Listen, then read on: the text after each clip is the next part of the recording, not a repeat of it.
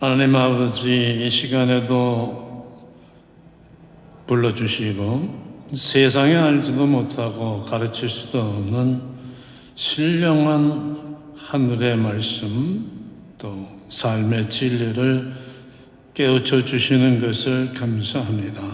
말씀을 받을 때 성령님께서 우리 안에 거하시고 역사하셔서 아멘 화답하는 뜨거운 역사가 일어나게 해 주시옵소서. 예수님의 이름으로 기도합니다. 아멘. 오늘 말씀에서 우리가 붙잡아야 할 핵심 단어는 진리, 자유, 재종이라는 세 단어입니다. 170년 동안 영국의 식민지 노릇을 하느라고 시달리고 고달프던 미국이 더 이상 견디지 못하고 1775년에 독립군을 조직하고 영국과 싸움을 시작했습니다. 1년 뒤인 1776년 7월 14일에는 정식으로 독립을 선언했습니다. 그때로부터 80일이 지난 1776년 9월 22일 21살의 청년이 맨하탄에 있는 서드 애비뉴 66가에서 스파이로 영국군에 잡혀가지고 교수형으로 처형을 당했습니다. 지금 우리가 예배하고 있는 이곳에서 4블락 떨어진 곳이에요. 저는 거기를 지나갈 때 늘 네이단 헤일이라는 이 청년을 생각합니다. 독실한 청교도 집안에서 태어나가지고 믿음으로 자란 독실한 크리스천이었습니다. 14살에 예일대학에 입학했고 18살에 졸업했습니다. 졸업하자마자 18살에 커네티컷에서 교사가 됐습니다. 주변 사람들은 네이단이 훌륭한 일꾼이 될 거라고 기대를 많이 했습니다. 그런데 네이단은 1775년 독립군이 조직되자 자원에서 입대했습니다. 그 다음에 붙잡혔을 때는 계급이 중위였습니다. 당시 미국 내 주둔해 있던 영국군 중에서 제일 많은 영국군의 병력이 있던 곳이 맨하탄입니다. 그 병력의 수는 32,000명이었습니다. 미 독립군으로서는 이 32,000명이라는 영국군에 대한 정보가 절대적으로 필요했습니다. 그런데 위험한 임무이기 때문에 아무도 자원하지 않았습니다. 이때 네이단이 장악해서 맨하탄에 잠입해가지고 스파이 활동을 하다가 영국군에게 붙잡혀서 사형당한 겁니다. 마지막 할 말이 없냐고 물으니까 네이단이 당당하게 한 말은 내가 나라의 자유와 독립을 위해서 바칠 수 있는 목숨이 한 개밖에 없는 게 한이다 하는 말을 남기고 죽었습니다. 이 말이 전해지면서 많은 미국의 독립군들이 힘을 얻었습니다. 젊은 네이단에게 왜 꿈이 없었겠습니까? 그런데 네이단에게는 자기가 가지고 있는 그 꿈의 가치보다 나라의 자유, 독립의 가치가 더 컸기 때문에 아낌없이 자기 목숨을 버리고 꿈을 버렸습니다. 반대로 나라의 자유의 가치보다도 자기 목숨의 가치가 더 중요하다고 생각하는 사람은 자기의 목숨을 위해서 자유고 나라고 다 팔아버릴 겁니다. 우리가 잘 아는 효녀 심청이는 자기 목숨의 가치보다 아버지가 눈을 뜨는 일을 더 소중하게 생각하기 때문에 자기 몸을 바치고 아버지를 눈뜨게 한 겁니다. 하나님과 주님의 나라를 위해서 충성을 할 수 있고 목숨까지도 내놓을 수 있는 사람들도 하나님 나라와 주님의 가치를 자기의 생명보다도 더 귀하게 여기는 사람들이 할 수 있는 겁니다. 왜 자유가 이렇게 귀하고 자유를 위해서 피를 흘리는가? 이러면 인간에게 가장 소중하고 값진 것은 자유입니다. 자유의 가치는 그 값을 도저히 계산할 수 없을 만큼 엄청납니다. 사람들이 그렇게 갖고 싶어 하고 있는 보석이나 명품 자동차나 좋은 집과도 비교가 되지 않게 엄청난 가치를 가진 게 자유입니다. 그런데도 사람들은 이런 자유를 누리고 살면서도 그 자유가 얼마나 엄청난 가치를 가졌는지 알지 못합니다. 아니, 생각도 하지 않고 살아갑니다. 하늘에 떠 있는 태양, 매일 우리를 찾아가지고 빛과 열어주는 태양의 가치가 얼마나 엄청납니까? 빛과 열이 없으면은 인간은 당장 죽고 맙니다. 천지가 암흑에 빠져 들어가면서 얼어 죽고 마는 거예요. 그런데도 태양이 귀한 줄 모르고 사는 것과 똑같습니다. 물도 마찬가지입니다. 우리가 매일 마시는 물, 이 물의 가치는 엄청납니다. 물이 없으면 인간은 당장 죽습니다. 그런데도 물이 얼마나 귀한 줄 모르고 사는 것과 똑같습니다. 자유가 왜 중요한가? 옛날에는 어느 나라나 노예가 있고 종들이 있었습니다. 이 노예의 삶, 종의 삶은 비참합니다. 내가 하고 싶은 일을 하지 못하고 시키는 일만 합니다. 내가 쉬고 싶을 때 쉬지도 못하고 자고 싶을 때 자지도 못합니다. 주인이 때리면 그저 맞아야 됩니다. 어느 날 주인이 팔아버리고 싶으면 먼 곳으로 팔려갑니다. 남편이 팔려가기도 하고 아내가 팔려가기도 하고 딸이 팔려가기도 하고 아들이 팔려가기도 합니다. 팔려가면 그걸로 끝장입니다. 다시는 가족과 보지 못합니다. 그렇게 비참하게 살다가 끝나는 것이 노예의 삶이고 종의 삶입니다. 로마 제국 시대에 노예가 한창 많았던 때가 기원전 2세기인데 로마 제국 시대에 있는 전체 인구 중에 20에서 30%나 되는 많은 사람들이 그렇게 비참한 삶을 살다가 갔습니다. 우리나라의 조선시대에 종이 제일 많았던 때가 임진왜란이 끝난 1600년대 후반이었어요. 인구의 30에서 40%가 종이었습니다. 7년 동안의 임진왜란은 큰 혹독한 속에서 살아남기 위해서 빚을 많이 사람들이 졌는데 그 빚을 갚지 못해서 종이 됐습니다. 그렇게 종이 되어가지고 비참한 삶을 살다가 갔습니다. 지금 21세기 이 시대를 살고 있는 사람들은 이제는 더 이상 노예나 종이 없는 줄 압니다. 과연 그럴까요? 겉으로 보기에는 맞습니다. 늘 눈에 보이는 것만 보고 눈에 보이는 게 전부인 줄 알고 사는 세상 사람들에게는 맞습니다. 그러나 우리는 잘 압니다. 세상에는 눈에 보이는 것보다 눈에 보이지 않는 것이 있다는 것을. 그래서 하나님을 믿는 우리들은 세상이 말하는 것이 아니라 세상이 알려주는 것이 아니라 하나님이 말씀해주고 하나님이 알려주시는 세계관과 인생관을 가지고 살아가는 겁니다. 눈에 보이는 것들은 눈에 보이지 않는 것들을 일하고 만드는 결과일 뿐입니다. 모든 일은 결국은 눈에 보이지 않는 하나님에 의해서 이루어지는 겁니다. 예전처럼 눈에 보이는 노예나 종은 없어졌지만은 성경은 분명히 종이 있다고 말씀하지 않습니까? 어떤 종을 말하는 건가? 죄의 종이라고 말합니다.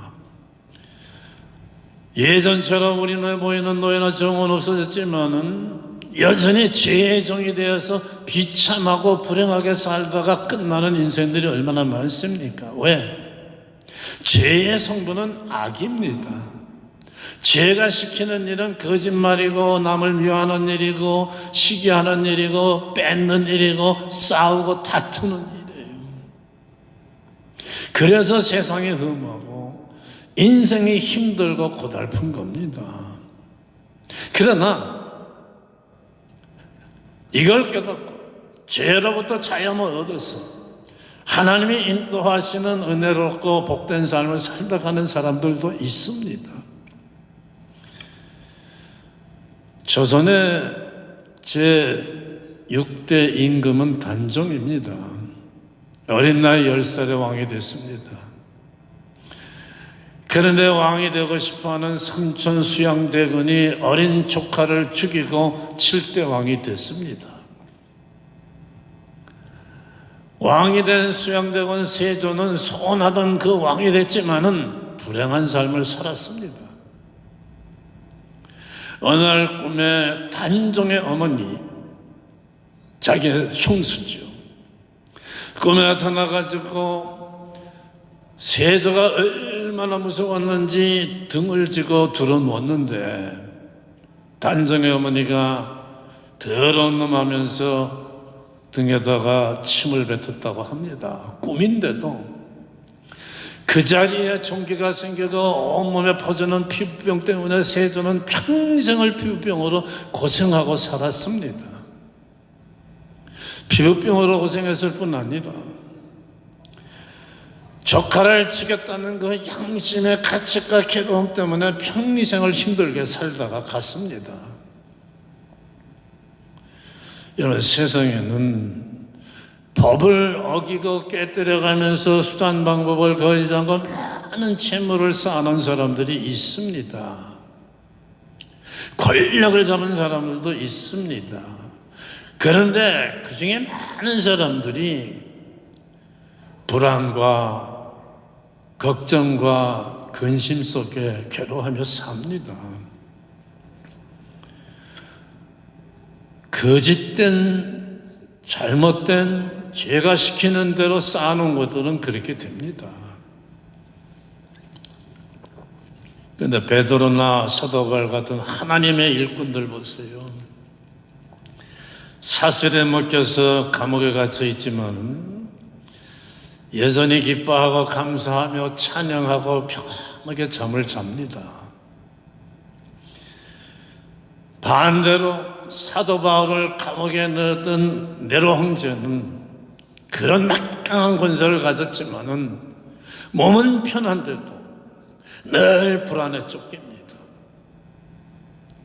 결국은 정신병자 증세까지 나왔어요. 스스로 목숨을 걸고 자살하고 말았습니다. 천하를 정복했던 바벨론 왕국의 느부갓네살 왕도 늘 불안에 쫓기다가 결국은 들을 헤매면서 7년 동안 풀을 뜯어먹고 살았다고 다니엘서 4장에 말하지 않습니까? 거짓의 종이 되어서 거짓된 방법으로 쌓아놓는 재물이나 권력은 결국은 이렇게 됩니다. 그 속에는 참 평안과 기쁨과 행복이 없어요. 죄로부터 자유함을 받지 못한 영혼을 갖고 사는 인생들의 삶은 이렇게 되는 겁니다. 그 삶 속에는 참 기쁨과 참 평안과 참 은혜가 없습니다.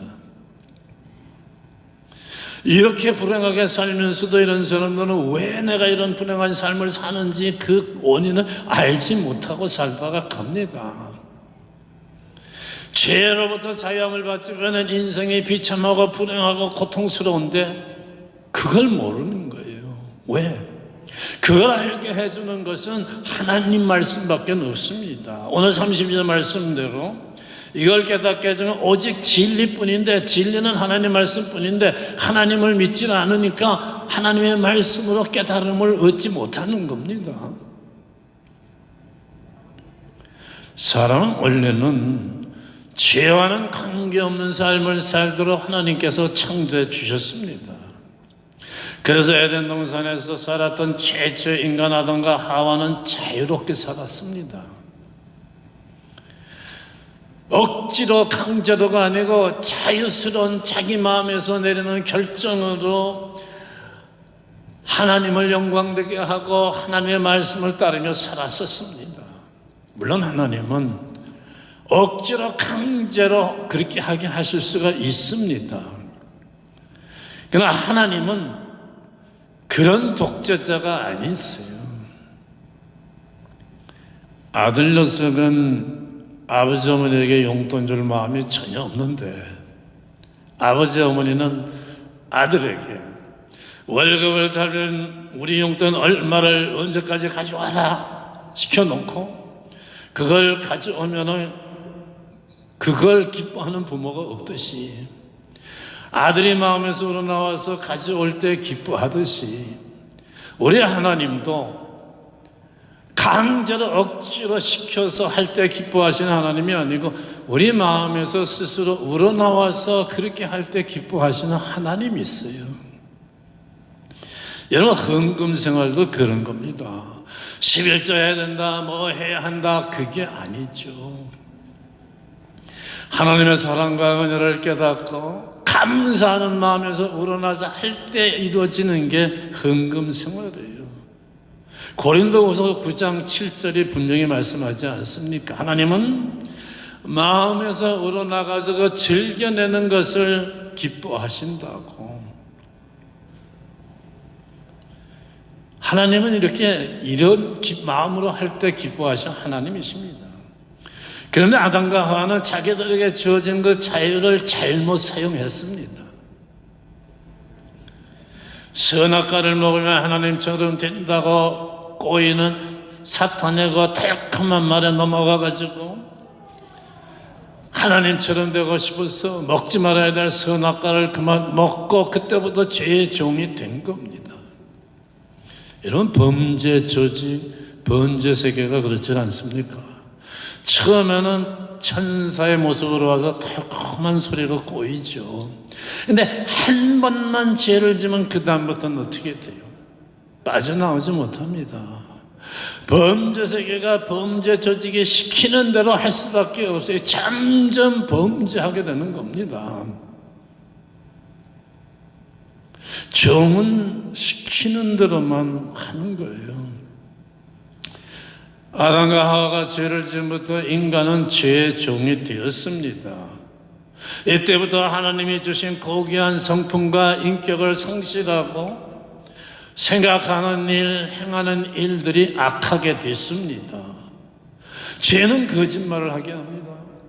악한 마음을 갖게 하고 질투하게 하고 미워하게 하고 온갖 안 좋은 일을 하게 만듭니다. 세상 정욕에 빠져가지고 쾌락스러운 육체의 삶을 살도록 만들어 갑니다. 그 결국은 비참과 불행으로 끝나는 삶입니다. 그래서 하나님은 이런 부지참한 인생들을 보시고는 예수님을 보내주셨습니다. 예수님은 진리가 너희를 잘게 하리라고 이걸 알려주신 것입니다. 알려주시는 예수님의 말씀을 듣고서 깨달아 죄를 회개하고 예수님을 영접하면 예수님께서 이때부터 우리를 죄로부터 자유하게 구원받게 해주십니다. 이때부터 달라집니다. 알게 됩니다. 하지 말아야 될 일이 뭔가를 알게 되고 해야 될 일이 뭔가를 알게 됩니다. 의와 불의, 선과 악, 하나님과 세상, 하나님의 일과 세상의 일을 알게 됩니다. 하나님의 영광을 가리고 헛된 욕망, 쾌락으로 나를 불행하게 하는 모든 일들로부터 죄로부터 자유함을 얻고 이제는 하나님이 알려주시고 인도하시는 그 삶의 길로 달려갑니다. 그때보다 참 평안과 은혜를 맛보며 삽니다. 진리 가운데 살게 되는 겁니다. 이 진리를, 자유를 안타깝게도 많은 사람들이 잘못 알고 있습니다. 뭐 죄를 성서 그거는 구약시대, 율법시대 일이야. 지금은 은혜시대야. 봐, 진리가 너희를 자유롭게 한다고 말하잖아. 아닙니다. 지금 성경이 말씀하는 건 그런 뜻이 아닙니다. 32절만 보면 안 됩니다. 31절부터 봐야 됩니다. 따로 떼어서 보면 안 됩니다. 31절은 너희가 내 말에 거하면 참으로 내 제자가 되고 진리를 알지니 이렇게 말씀하고 있습니다. 내 말에 거한다는 말은 산다는 말입니다.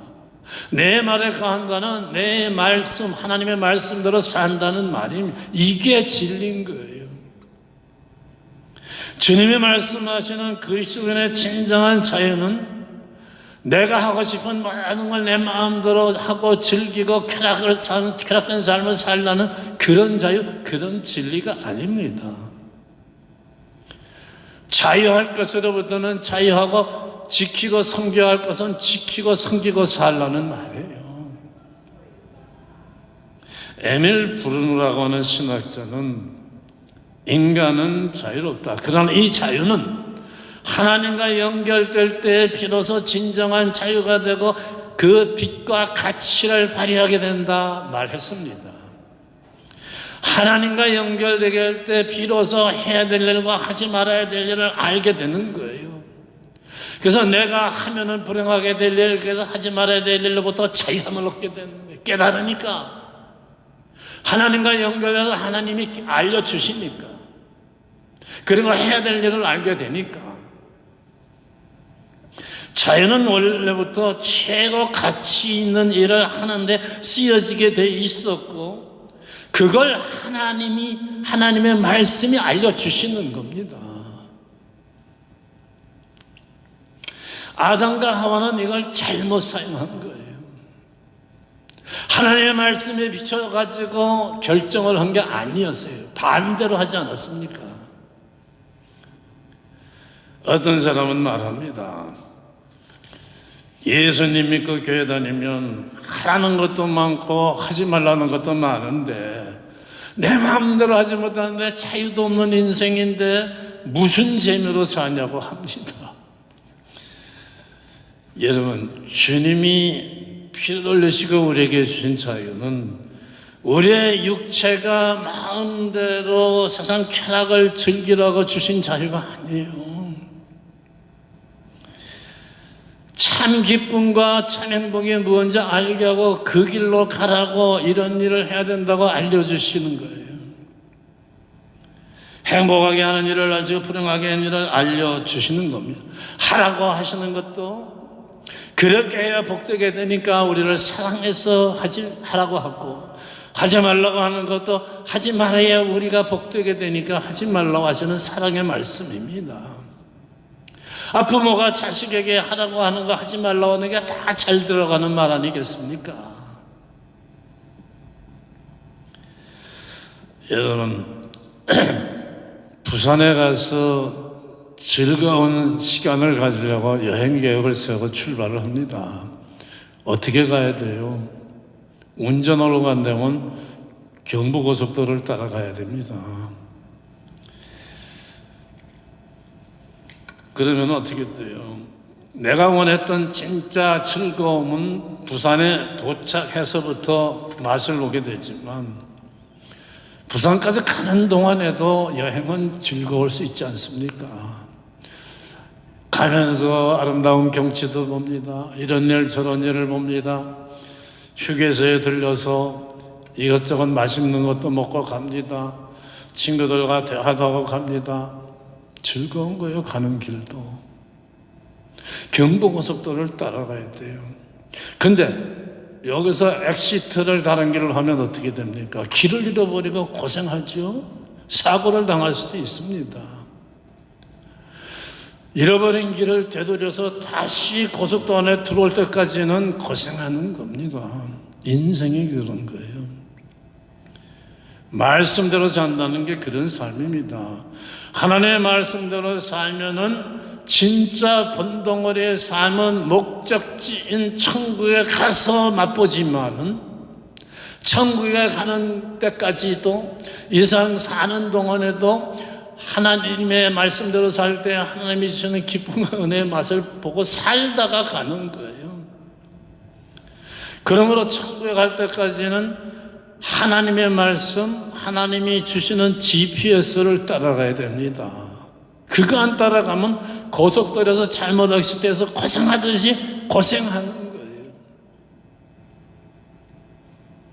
우리는 진리가 주는 참 자유의 의미를 알아야 합니다.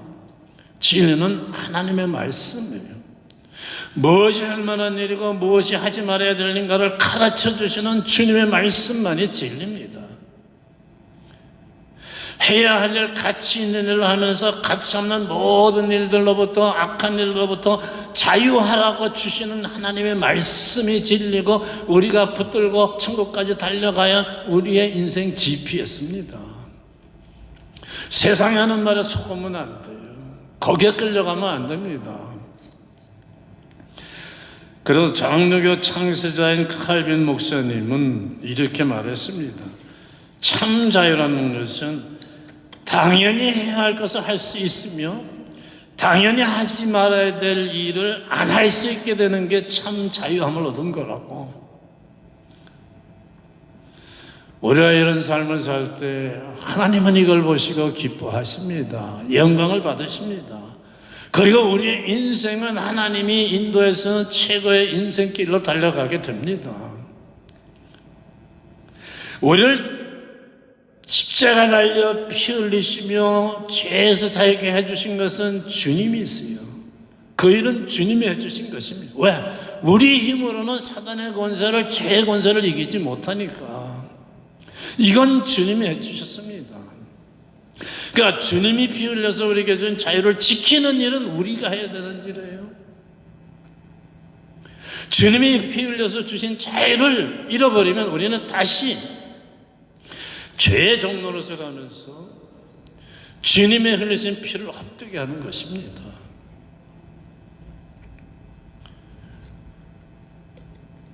우리는 오늘 말씀을 따라서 주님이 깨우치시는 진리의 말씀을 따라서 참 자유를 누리는 최고의 삶, 복된 삶이 되어야 됩니다. 그 삶이 되시기를 축원합니다. 기도하겠습니다.